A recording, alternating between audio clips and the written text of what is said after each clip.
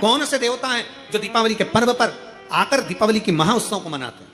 जैसे कुबेरेश्वर धाम की पवित्र भूमि पर कई सालों से लोग दीपावली की रात्रि को आते हैं, दीप जलाते हैं। कोई 11 बजे आ रहा, कोई 12 बजे आ रहा, अपने घर की पूजन करी, जब समय मिल गया बाबा के आकर 11 दीप प्रज्वलित कर दे। 11 दीप जलाने का महत्व कहां से आया? कुबेरेश्वर बाबा की पवित्र धरा पर शास्त्र वर्णन करता है, बड़े आनंद के साथ हम लोग कथाओं के माध्यम से श्रवण करते हैं कि जब माता लक्ष्मी और कुबेर दोनों को जब वैभव की जरूरत पड़ी, धन की जरूरत पड़ी, संपदा की जरूरत पड़ी, तो भगवान शंकर की उन्होंने हजारों वर्ष तक आराधना करी, हजारों वर्ष तक तप साधना। और भगवान शंकर की आराधना करते हैं, आराधना करते करते करते करते कुबेर को बहुत समय बीत जाता है, माता लक्ष्मी को बहुत समय बीत जाता है, पर शिव प्रसन्न नहीं होते, भगवान शंकर प्रसन्न नहीं होते। तब भगवान शंकर की आराधना करते करते माता लक्ष्मी ने स्वयं माता ब्रह्मणी से पूछा कि ये शिव प्रकट क्यों नहीं होते, हमें वर क्यों नहीं देते? कुबेर ने पूछा ब्रह्मणी से, हमने इतनी आराधना करी है, शंकर आखिर वर क्यों नहीं देते? तब माता ब्रह्मणी ने कहा कि तुमने केवल शंकर की आराधना करी है, पर गौरी शंकर की आराधना नहीं करी है। गौरी पार्वती की अगर आराधना शिव के साथ करी जाए तो निश्चित है शंकर प्रकट होते हैं, शिव सामने आते हैं।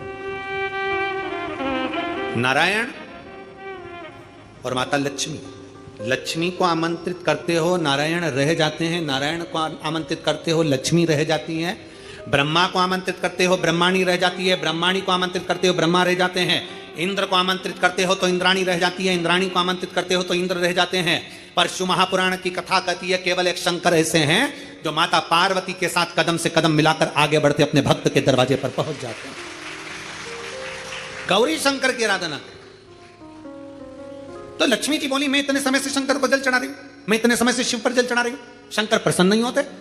भगवान माता ब्रह्मणी ने कहा शंकर को जल चढ़ाकर अगर हाथ की इन मुद्राओं को, हाथ की अंजलि को, हाथ को अगर थोड़ा सा भी आप जलाधारी पर स्पर्श कर देते हो तो वो जल पार्वती और शिव दोनों को समर्पित होकर पार्वती जी उसको स्वीकार कर लेती है कि इसने मुझे भी जल चढ़ाया है। केवल स्पर्श मात्र, जैसे ये शिवलिंग है, जैसे ये शिवलिंग है, ये जलाधारी है, इस जलाधारी का जो गोल भाग है, चौकोर भाग है जलाधारी का, उसका मात्र जल चढ़ाने के बाद स्पर्श मात्र कर लेने पर भी पार्वती और शिव की आराधना का पूरा फल हमें प्राप्त हो जाता है। प्रदोष काल में एक बड़ी सुंदर बात आती है। प्रदोष काल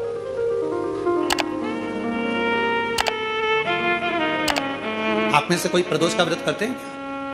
करते हो आप लोग? ठीक है। कितने लोग हैं जो नहीं करते? हाथ उठा लो। ठीक है, नहीं करते ना, कोई बात नहीं, रख लो, रख लीजिए। 26 प्रदोष का, 24 तो 12 महीने की और अधिक मास की 2, 26 प्रदोष का फल, 26 प्रदोष का फल एक क्षण में प्राप्त हो जाता है। एक क्षण में। कब? कहा जिस दिन प्रदोष का दिन हो, 26 प्रदोष में से कोई भी प्रदोष का दिन हो और प्रदोष काल में आप अपने घर से जल और एक हाथ में घी का भरा हुआ दीप लेकर जिस दिन शंकर के मंदिर में जाते हो, शंकर को जल चढ़ाकर हाथ का स्पर्श जलाधारी पर कर कर शिव मंदिर में दीप प्रज्वलित कर देते हो, 26 प्रदोष का पुण्य फल उसी क्षण प्राप्त होता है। 26 प्रदोष का फल एक ही दिन में, एक ही क्षण में प्राप्त हो जाता है। 26 प्रदोष।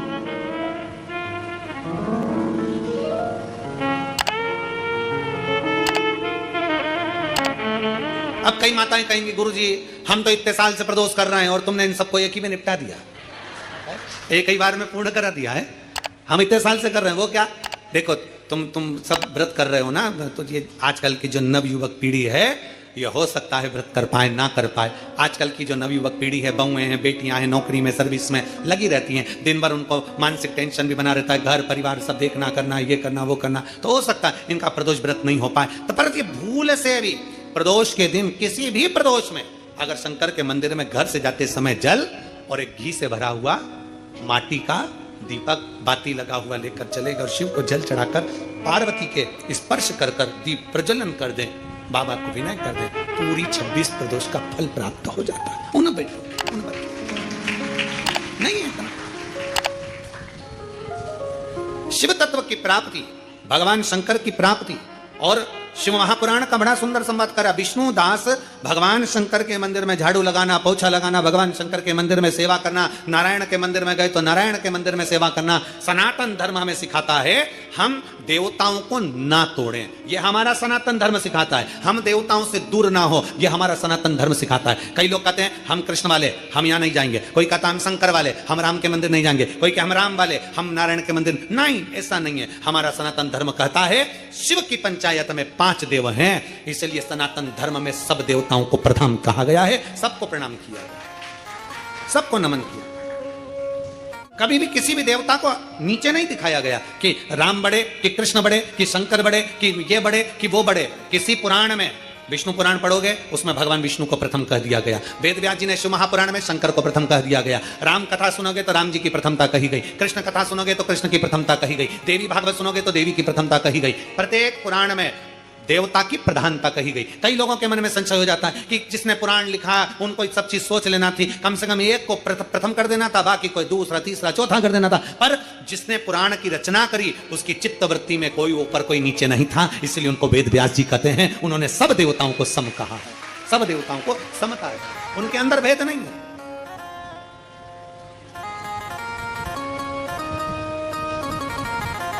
उनके अंदर समर्पण का भाव और सबकी समता है, सबकी समता। और हम तो आपसे भी कहेंगे आप कभी भेद ना करिए।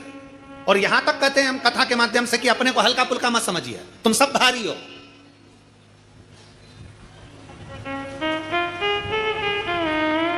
जो चीज हल्की होती है ना वो छूट जाती है, जो भारी होती है वो छूटती नहीं है।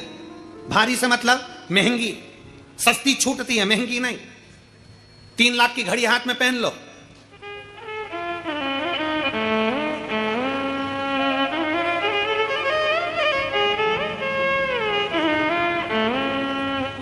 तीन लाख की घड़ी कहीं छूटेगी? 50 रुपए की छूट गई। 2 लाख का मोबाइल जेब में रख लो,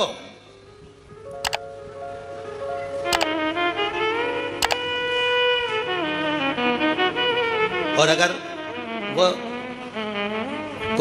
रुद्राक्ष उत्सव में जब आते हो और घर के लोग कहते हैं मम्मी मोबाइल ले जा, और मम्मी कहती है कीपैड ला दे। कोई इतना बड़ा जो होता है, इतना छोटा सा है, छोटा सा, उसमें ना तो ये कुछ भी फालतू फालतू चीजें जो चलती है, व्हाट्सएप कुछ नहीं चले, बस इतना सा। हाँ, कहाँ पहुंच गई? कुबेरेश्वर धाम कब आएगी? बस वो इतना सा। और वो मान लो वो वाला लेके आती, बड़ा वाला 1.5-2 लाख का, कहीं छूटता नहीं। पर वो छोटा सा था, नहाने गई छूट गया तो कोई बात नहीं, महंगा नहीं छूटना चाहिए। मोबाइल की कीमत है तो मोबाइल नहीं छूटता, घड़ी की कीमत है तो घड़ी नहीं छूटती, चेन की कीमत है तो चेन नहीं छूटती। उसी तरह संसार में जन्म लिया है, अपने आप को हल्का मत समझो, सस्ता मत समझो। मेरे भोलेनाथ ने तुमको कीमती बनाकर भेजा है तो तुम्हारी भी कीमत है, तुम्हारी भी कीमत है। अपने आप को हल्का मत समझो। कभी भी किसी से बात करना तो समझ के करना, हल्का फुल्का मत समझना। अपने आप को जब हम हल्का समझने लगते हैं, भैया हमारी बड़ी बहन के यहाँ खूब दौलत है रे, हमारे मामा जी के, हमारे काका जी के, हमारी बुआ जी के, हमारे फूफा जी के, हमारे उनके यहाँ खूब अच्छा, खूब भगवान का वैभव है, उनके यहाँ खूब धन है, उनके यहाँ खूब, उनके यहाँ तो खूब प्रेम से खाना खाते, खूब सारा माल डाला था, खूब। हम उनको सेठ समझ रहे हैं, अपने आप को भिखारी समझ रहे हैं। बल्कि जिसके यहाँ जाओ, अगर घर में अचार रोटी भी खाओ तो सामने जाकर बताना मेरे भोले बाबा की कृपा से भूखा नहीं सोता, खूब भर कर देता है। तुम्हारे घर का धन तुम्हारे घर में, तुम कौन सा हमको दे रहे हो? इसलिए हमारे घर का धन हमारे घर में हमारे को दे रहा है बाबा, 2 रोटी चैन से खिला रहा है, प्रेम से खिला रहा है, आनंद में खिला रहा है। वो बड़ा सुख है हमारी जिंदगी में। अपने को हल्का मत समझो, अपने को सस्ता मत समझो। कई बेटियां कह देती हैं, कई माताएं अपनी घर में आकर अपनी बेटी के सामने कई माता कह देती है, तेरे भाई के लिए लड़की देख के आई, तेरे भाई के लिए लड़की देख के आई, इतनी सुंदर, इतनी सुंदर, इतनी सुंदर। तेरे भाई के लिए लड़की देखने गई थी, इतनी सुंदर। अब लड़की मन में सोच रही, उसकी ननन जिससे शादी होने वाली हो, अब लड़की मन में सोच रही, बताओ अभी से भाभी के गुणगान गा रही है तो ननन के मन में आगे आनंद जगदम्बा। इतनी सुंदर ना, बहू का गुणगान गाओ। घर आकर अगर किसी को बताओ, किसी रिश्तेदार को बताओ बहू सुंदर है, ये नहीं, बल्कि ये गुणगान गाओ कि मेरी बहू संस्कारित है, सम्मान करने वाली है, आदर करने वाली है, संस्कारित है। तो मेरे घर की बेटियां जब सुने कि बहू संस्कारित है तो घर की बेटियां भी सोचे कि अब मुझे भी अपने ससुराल में जाकर सम्मान संस्कार धारण कर कर जाना है, आदर कर। अब तुमने गुणगान गाया, इतनी सुंदर बहू उसकी है कमला, तेरी बहू क्या सुंदर क्या सुंदर क्या सुंदर। अब मालूम पड़े कमला की बहू थी तो सुंदर, पर सवेरे से लेकर शाम तक, अभी वो एक कैसी रील हमको वो दिखा रहे थे, आकाश दिखा रहा था, तो वो बता रहा था एक पार्लर में एक जीजी तैयार होने गई और तैयार होने के बाद बोली कितनी सुंदर लग रही, और मलते सी पूरा आंख काला काला हो गया, सुंदर। तो कहे ना एक महिला एक डॉक्टर साहब के पास गई,